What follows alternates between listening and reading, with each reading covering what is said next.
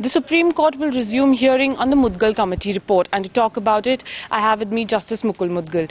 So the Supreme Court in the last hearing, Srinivasan had told the Supreme Court that he's been vilified and publicly held guilty, but he was the first one to act against his own son-in-law, Gurunath Mayappan. How can I say anything? Whatever we have to say, we've already said it in the report.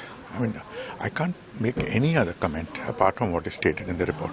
Okay. So the BCCI, the Supreme Court has asked the BCCI as to why there wasn't any inquiry commission from the beginning itself, and why was there only one when an incident happened.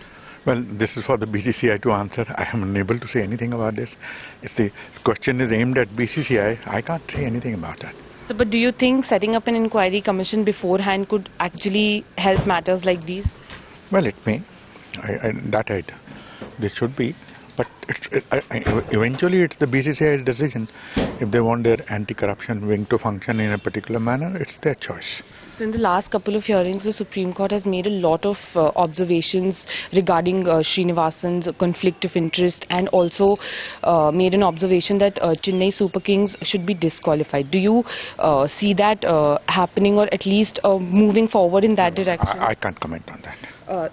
It depends on the order of the Supreme Court. Okay. So, final question. You're not new to, sports litigation. There were cases in 1989 and 2001. You had argued that BCCI is not a private body. So, do you feel that administrators put themselves above the board?